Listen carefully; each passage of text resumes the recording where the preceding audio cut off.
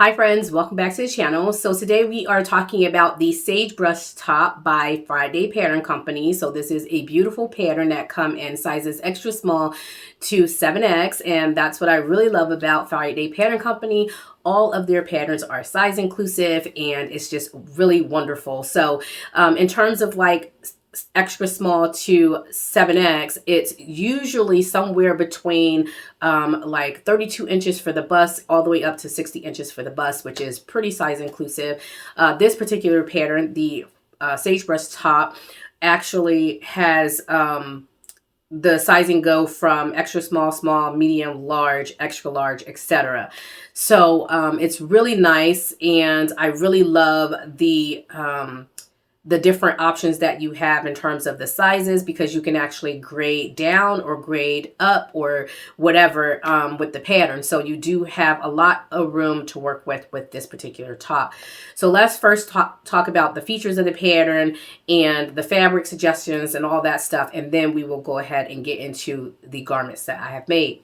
So let's start with the features. So the features, it includes this wonderful, beautiful gathered sleeve top that you have the option of putting elastic in the lower edge of the garment. And two of my garments I did not put elastic in, and one I did, so that you can actually get an idea of how it looks with the elastic. But I think I might go back and remove that elastic band, because I really like the how the pattern has like movability. It's not restricting without the elastic. So I really like it without the elastic, but I decided to do one with elastic so you can see what it looks like. It also features this beautiful yoke in the front and also in the back. And you have gathers underneath your yoke piece, and then you also put a little frill or a ruffle on in the center of that between the yoke and the lower edge of the top, which I think is really cute. And I'll zoom in and get some details of that so you can see what that looks like. Now, in terms of the back of the yoke is cut out twice, and so you do have a vent back there. And the original pattern calls for a neck binding, which extends to the back and into a tie. And then you tie your pattern off in the back that way. So as you can tell, I don't have neck binding on mine, and so I altered the neckline to include front and back facings. And it's really easy to do. You just follow the curvature of the neckline in the front and the back so that you can actually get those neck facings. And so I just like the neck facings more because it relaxes and it rest on your neckline a little bit more, in my opinion, than the bias binding. And so I decided to just omit the bias binding piece and include facings for mine. So those are drafted. Now in terms of the body of the garment, I chose a size large for my first top, which is the top that I'm wearing right now. And I really like the room of this top. I believe this top was 43 inches for the bust, maybe 44 inches for the bust. And I really like the room in it. But when I put it on, I thought, oh, maybe this is a little bit too much room. Maybe I should go down. And in hindsight, I wish I would have stayed with this size large instead of going down to the medium. Although the medium is, it's not tight, it is more closer of a fit. And so I really like the way that the large fits over the medium, but I'll share with you what my two mediums look like versus my large. And again, this is the one that I'm wearing. The large is the one that I'm wearing. I'll put it here so you can see it in images and also a video. As you can see, it does have more room. I would say it has somewhere between about 6 inches of ease. 5 to 6 inches of ease. It's not terribly, big, but it is really great. I really love the way that it fits. Now, for this particular one that I'm wearing, I chose this fabric from Hobby Lobby. It is a crepe challis type fabric, a crepe de chine challis type fabric. So it has a soft crepe. It's a really soft crepe, which I love. I don't like the textured crepes, but this is more of a softer feel, which is really fun. And it was in Hobby Lobby's, I believe, their early spring fabrics. And so I was able to get some of this, and I absolutely love it. As I mentioned before, the sleeves have gathering on the shoulder head, which is really fun as well. I didn't have to do any alterations in terms of bringing my shoulders forward, which is usually what I have to do. So I didn't have to make any of those adjustments or alterations. I didn't have to do a bust adjustment or anything like that. And so it really is a really great fit, and I love the way that it fits. Now, again, this fabric was from Hobby Lobby, but I have this blue fabric, which is my ruffle piece here. This is the blue ruffle piece. This was a Georgette fabric that I purchased from Walmart, surprisingly. So it was one of their little bundles that I had purchased, and I just decided to do a contrast there so that you can actually see it more. And I love this play on the navy blue. So really love this one. I think it is a really great, fun, flirty pattern for spring and summer, and I absolutely love the way that it turned out. Now, for the second variation that I made, this fabric was also purchased from Hobby Lobby. So it is a hunter green fabric, and on the foreground, you have really light tan flowers and pink flowers. Such a gorgeous fabric. It didn't really photograph well, but in person it looks really great, and I absolutely love it. I want to go back and talk a little bit about the neckline detail that I did in the back, so that way you'll understand the neckline detail in the other two garments. So with this one, I decided to put a tie in the back, and again, I'll put some pictures here so you can see what that looks like. So I just made some ties, and I sandwiched the tie in between the garment and the facings, and I just stitched it inside of the garment, and I just have a tie detail back there. So that's for this variation.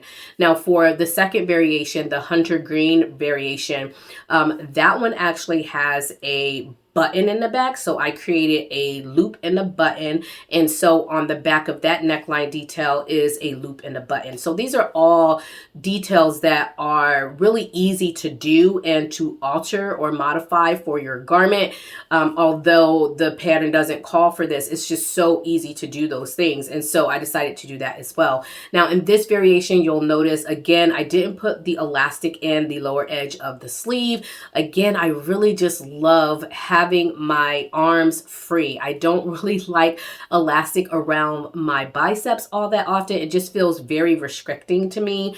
Maybe if I can do like a looser style, you know, sometimes when they put elastic in the lower edge of the garment, you have like a very loose style, like a billow style. Maybe if I did something like that, then I would be okay with it. But sewing it straight as the pattern suggested and it being almost fitted to my bicep is very uncomfortable for me, and so I decided not to do that for that variation. Now for my last variation, again, I decided I wanted to go with a solid color because I have a lot of printed skirts, and I want to start sewing a lot of solid colors and also tops to go with a lot of my printed skirts.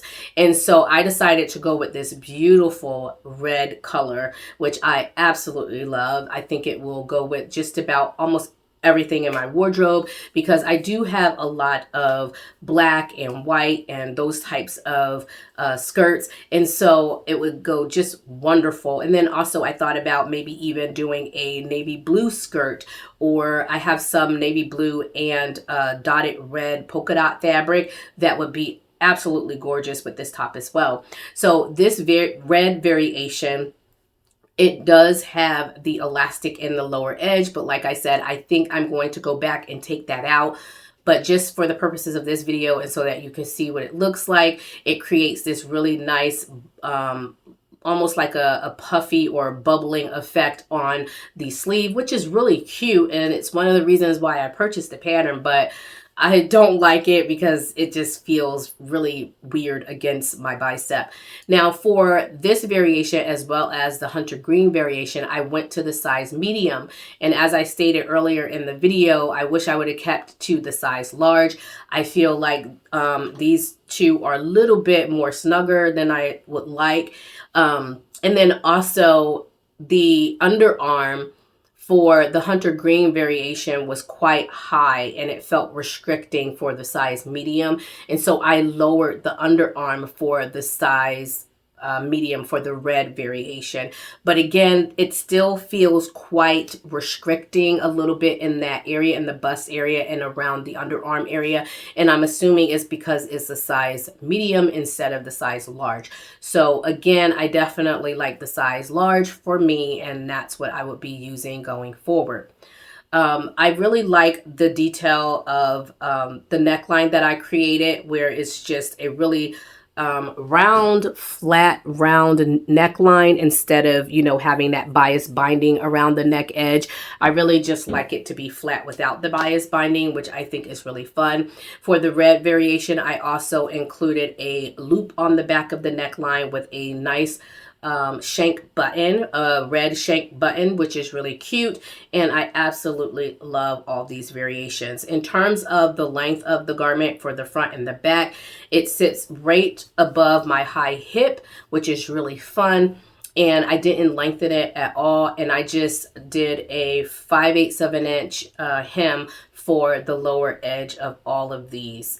So I really enjoyed this Sagebrush top. I enjoyed sewing the pattern. It's a really boxy pattern, and so if you choose, say for instance, the size medium or the size large like I did, I think the size medium is like a 42 or 43, and then the size large is like a 44 or 45. It's very boxy going all the way down. And so for me, for the 44 inches, I have, you know, about 4 to 5 inches of ease, because my bust is 39 and my waist is about a 32 or 31. So I have quite a bit of room with these patterns. But again, for the medium, it's a little bit more restricting, and that just could be because my high bust and my bust area isn't really compatible to the top, because I think it is drafted for a B cup and I am a CD. So the large, it just works better for me. So with all of that said, that is my review of the Sagebrush top. I really had fun sewing it. I hope that you give it a try. I'll put a link to the pattern in the description box below, so you could go over and check it out. You could get it in a printed format as well as PDF. And again, it's from extra small to 7X, so it's really size inclusive. And if you do check it out and you do end up sewing it, or if you have sewn it, go ahead and leave me your comment in the comment section below and let me know how it turned out for you. Thank you for tuning into today's video. If you're joining us for the first time, welcome. And I hope you consider subscribing to my video if you enjoyed today's content. All right, everyone, I will talk to you all in the next video, and I hope you have a happy and blessed sewing week. Bye.